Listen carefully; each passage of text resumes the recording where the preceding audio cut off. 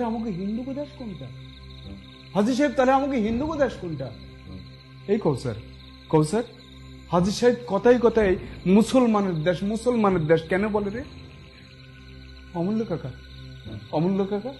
হাজি সাহেব কথায় কথায় মুসলমানের দেশ কেন বলেন? হ্যাঁ হাজি সাহেব, আপনি মুরব্বী মানুষ, আপনি আপনি আপনি আমাকে বড় ভাইয়ের মতো, আপনি বলেন হাজি সাহেব, আপনি বলেন, আপনার ব্যাপারে ভালোবাসি, আপনি কেন কথায় কথায় মুসলমানের দেশ, আপনাকে মুসলমানের দেশ বলেন? তাহলে আমাকে হিন্দুকে দেশ কোনটা হাজি সাহেব? দেখুন হাজি সাহেব, আজ আপনার জন্য কিন্তু এই কগার হিন্দু কিন্তু এখানে পড়ে আছে। আপনি চলে যাবেন, এই কগার হিন্দু থাকবে কিনা আমি জানি না। আগে আমাকে এই পাড়ায় হিন্দু বেশি ছিল, এখন মুসলমান বেশি, হিন্দু কম, সব ভারতে চলে যাচ্ছে। আর আপনি কথায় কথায় বলছেন মুসলমানের দেশ, আপনাকে মুসলমানের দেশ। তাহলে আমাকে হিন্দুকে দেশ কোনটা হাজি সাহেব? আমাকে হিন্দুকে দেশ কোনটা? হাজি সাহেব আমাকে হিন্দুকে দেশ কোনটা বলেন হাজি সাহেব বলেন আমাকে হিন্দু দেশ কোনটা? বীরেন, আজকের পর থেকে তুমি আর কোনোদিন আমার কাছে জানতে চাইবা না তোমাকে হিন্দুগো দেশ কোনটা। অমূল্য, আজকের পর থেকে গিরেন যেন কোনোদিন আমার কাছে আর জানতে না চাই তোমাকে হিন্দুগো দেশ কোনটা। 1947 সালে ধর্মের ভিত্তিতে, হিন্দু মুসলিম ধর্মের ভিত্তিতে দেশ ভাগের পর আমার আব্বা নুরউদ্দিন খাঁ সাহেব এই দেশে হরিপদ মোড়লের সঙ্গে 300 বিঘে জমি বিনিময় করে চলিয়ে আসে পূর্ব পাকিস্তান, অর্থাৎ বর্তমান বাংলাদেশ। আব্বার মুখে দেশ ভাগের করুণ কাহিনী শুনেছি, কত দুঃখ, কত কষ্ট, কত যন্ত্রণা, মানুষের কি যন্ত্রণা, কি সংকট। আব্বা যখন বলতো, আব্বার চোখে পানি আসতো। আব্বা বলতো, খোকা, হিন্দুগো জমি হরিণ লুট হয়েছে, হিন্দুগো বাড়ি ঘর লুট হয়েছে, কিন্তু আমার আব্বা নুরউদ্দিন খাঁ সাহেব হিন্দুগো এক সেটার জমিও বেশি নেয়নি। আব্বা বলতো, খোকা, দেশ ছেড়ে আইছি, কষ্ট হয়, যন্ত্রণা হয়, কিন্তু একটাই সান্ত্বনা, এটা আমাকে মুসলমানের দেশ, এটা আমাকে মুসলমানের দেশ খোকা, এটা আমাকে মুসলমানের দেশ, এটা আমাকে মুসলমানের দেশ। আব্বা আমারই প্রায় বলতো যে, খোকা, আমাকে কেউ বলবে না যে তোমরা এই দেশ ছেড়ে চলে যাও, কারণ এটা আমাকে মুসলমানের দেশ। সেই ছোট থেকে আমার মাথায় ঢুকে গেছে এটা মুসলমানের দেশ, ওটা হিন্দুগো দেশ। কিন্তু মুসলমানের দেশ বললেই মুসলমানের দেশ হয়ে যায় না, হিন্দুগো দেশ বললেই হিন্দুগো দেশ হয়ে যায় না। এটা তোমাগো দেশ, কারণ এই দেশে তোমরা জন্ম নিয়েছো, এই দেশে তোমাগো অধিকার আছে। একটা মুসলমানের যেমন অধিকার আছে, একটা হিন্দুরও সেই রকম অধিকার আছে। কিন্তু গিরেন, আমার এই মুসলমানের দেশ, এই কথাটা বলতে ভালো লাগে। আমি তবু একটা নিরপেক্ষ মানুষ, নিরপেক্ষ ভাবে কথা বলি, তবু যেন আমার মন সবসময় বলে এটা আমাকে মুসলমানের দেশ। দেখো গিরেন, আমরা যতই কোরআন পড়ি আর গীতা পড়ি আর বাইবেল পড়ি, আমরা কিন্তু সবার আগে নিজের স্বার্থটা ভালো বুঝি, নিজের স্বার্থটা আগে দেখি গিরেন। তাই এই তোমার এই কথার উত্তর আমি দিতে পারবো না গিরেন, তোমাগো হিন্দুগো দেশ কোনটা। গিরেন, আজকে যে প্রশ্নটা তুমি করেছো, এই প্রশ্নটা সব মানুষেরই ভাববার প্রশ্ন। তোমার প্রশ্ন সঙ্গত প্রশ্ন, ন্যায্য প্রশ্ন।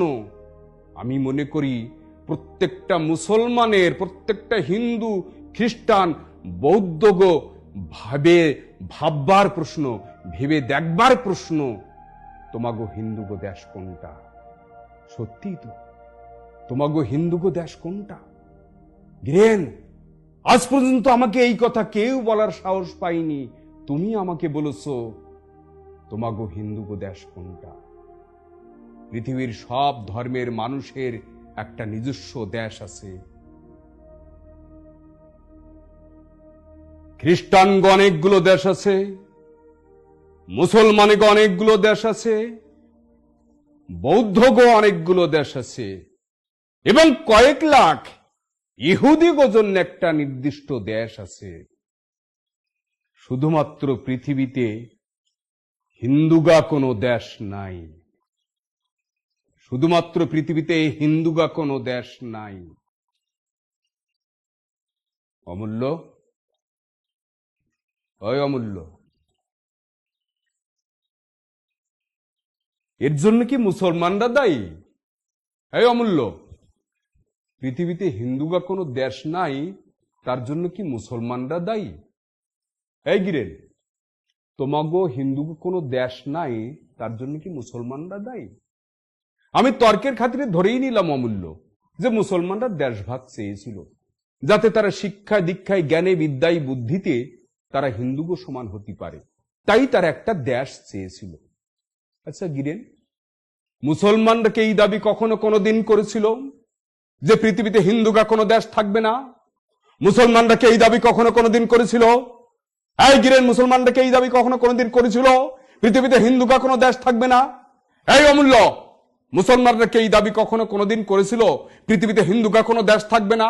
এই কৌসার, মুসলমানরা কি এই দাবি কখনো কোনোদিন করেছিল পৃথিবীতে হিন্দুগা কোনো দেশ থাকবে না? তাহলে পৃথিবীতে তোমাগো হিন্দুগো কোনো দেশ নাই কেন? তাহলে পৃথিবীতে তোমাগো হিন্দুগো কোনো দেশ নাই কেন? অমূল্য,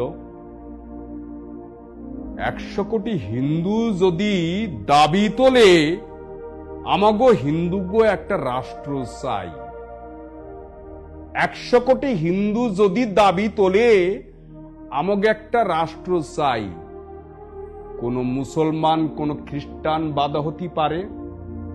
এই অমূল্য, তোমরা 100 কোটি হিন্দু যদি দাবি তোলো তোমাগো হিন্দুগো একটা দেশ চাই, কোন খ্রিস্টান কোন মুসলমান বাধা দিতে পারে?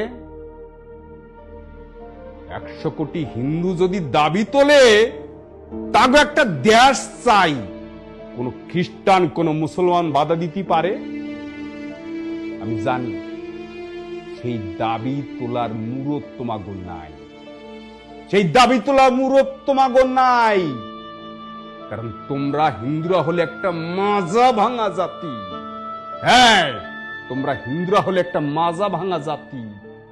নিজকে অক্ষমতা, অপদার্থতা, ব্যর্থতা ঢাকার জন্য তোমরা মুসলমানের ঘাড়ে দোষ চাপাও, যাতে তোমাকে অক্ষমতাটা ধরা না পড়ে। এই জন্য তোমরা মুসলমানের ঘাড়ে দোষ চাপাও। অমূল্য, জাগো কাছে হিন্দু পরিচয়ের থেকে জাতি পরিচয়টা অনেক বড়। সেই জাতির কোন নিজস্ব দেশ থাকতে পারে?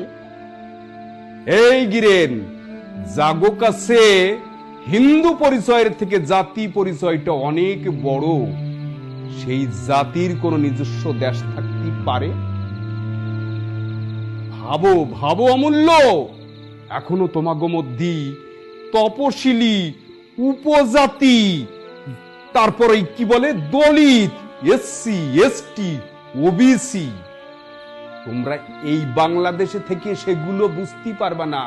তুমি যখনই ভারতে চলে যাবা, পালাবা, তখনই তুমি আর হিন্দু থাকবা না, তুমি তখন একটা একটা জাতি হয়ে যাবা, জাতি হয়ে যাবা। তুমি আর হিন্দু থাকবা না, তোমার হিন্দু পরিচয়ের আর কোনো মূল্য থাকবে না। হয় তোমাকে ওরা এসসির মধ্যে ঢুকিয়ে দেবে, ওবিসির মধ্যে ঢুকিয়ে দেবে, এসটির মধ্যে ঢুকিয়ে দেবে, না হয় দলিতের মধ্যে ঢুকিয়ে দেবে, না হয় তুমি তপশিলির মধ্যে ঢুকে যাবা। তাহলে তোমার কি বলবো? তাহলে তোমার কি বলবো? একটা মাজা ভাঙা জাতি ছাড়া তোমাকে আর কি বলবো?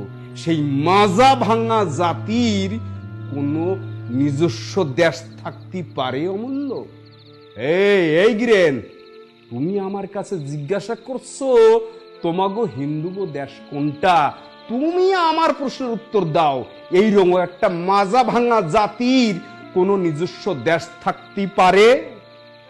এই কৌসার, এইরকম একটা মাজা ভাঙা জাতির কোন নিজস্ব দেশ থাকতে পারে?